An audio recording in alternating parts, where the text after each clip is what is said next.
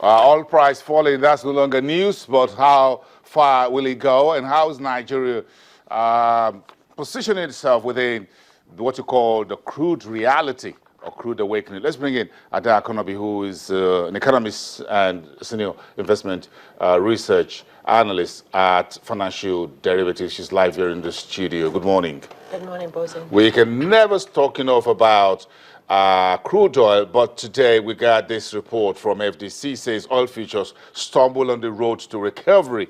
The first part of this question, this is the oil on the road to recovery? Oil prices are actually trending south again.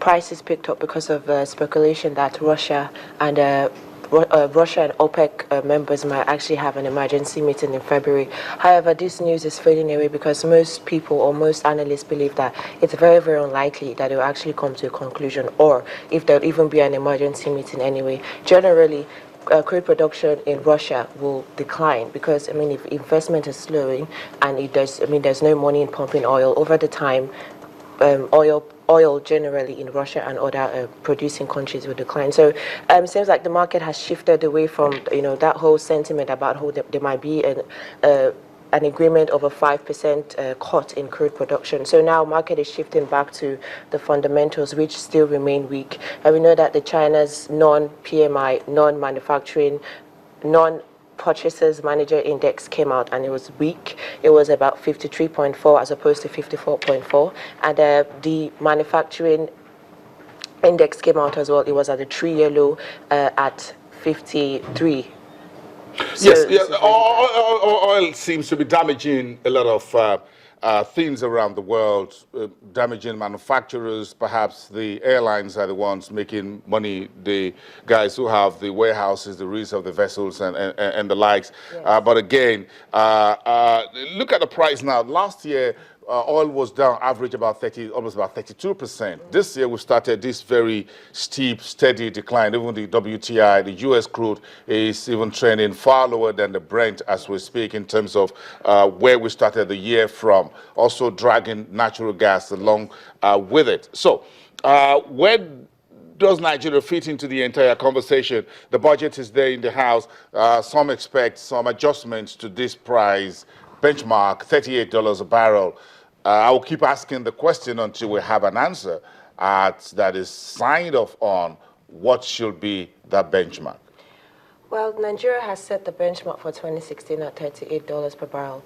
At this point, we know if prices get up to $38 per barrel, and it is now, everyone is going to rejoice. But now it's way below $38 per barrel. However, Nigeria is speaking to World Bank and African Development Bank to see if they can have a loan of about $3.5 billion to help fund this deficit. So it is going to be a tough time because we are working on the budget for 2016 was based on the benchmark for oil benchmark for 2016. So it will be a tough time, and certain decisions will be made to actually adapt to current market realities. But you wouldn't want to put a hand on a figure.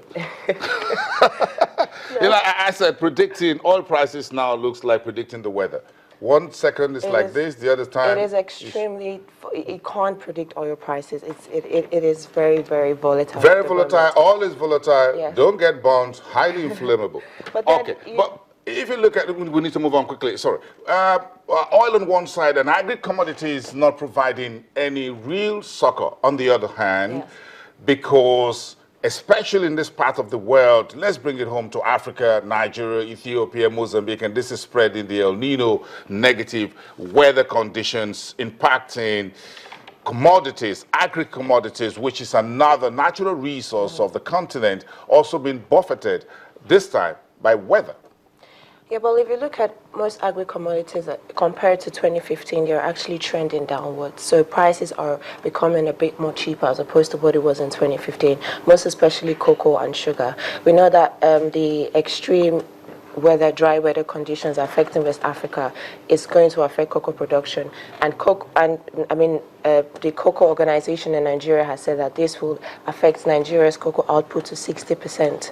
So it will cause a deficit of about 16% for Nigeria's cocoa. So the dry weather is affecting most cocoa production. But then we have the stronger dollar, and the stronger dollar is actually making demand for U.S. crops, less attractive because most of these are priced against the dollar anyway. So cocoa price, most agri-commodity prices are volatile, but then these are mainly due to supply-demand dynamics and general weather conditions. And again, the slowdown in China as well is affecting all agri-commodities anyway. Now, China is the second largest economy, so if there's some sort of slowdown there, there's just this negative sentiment that there's going to be some sort of slowdown in demand as well. If agri-commodities prices are a little bit stable, as it were, well, a little bit positive because of the balancing, by the time those negative weather conditions over, we're going to see a full result of what has happened, isn't it? Yes, definitely. So that is sometime in the future. That is, but then we don't, there's that uncertainties in weather. We don't really know, we don't really know, but then there's a weather pattern anyway. But if weather conditions improve going forward, prices actually go back down. But if weather conditions worsen, prices will go up. Because that signals some sort of shortage in supply. And anything from there for us, for me as a local guy here? In terms of local prices? Well, in Nigeria, local domestic prices are cheaper as opposed to what it was last month anyway. So we've moved away from the year-end festivities into January. So what we have now is that there's a lot more, there's lower disposable income for consumers. So we've spent a lot more money in the Christmas period celebrating, but now most people are paying for school fees anyway. So at the end of the day, you see there's like less disposable income. So, but then, with low demand, with imported inflation going up due to the forest restriction, so people are looking for substitute now as to what to buy. So generally, domestic commodity prices in Nigeria are trending downwards for January. Yeah, perhaps it's a good time to stock up on gari and some rice and all that. Yeah, rice is about 8,500 now, 8,500 now as opposed to 12,500 last month. So that's good. That's good. I could just invest in that. Stock up some gari and perhaps sell it later. Buy at 8,000, sell at 12. I'm not giving any investment advice or trading advice, but I'm just thinking along that line. Thank you very much. Ada Akonobi, economist and senior investment research at Financial Derivatives.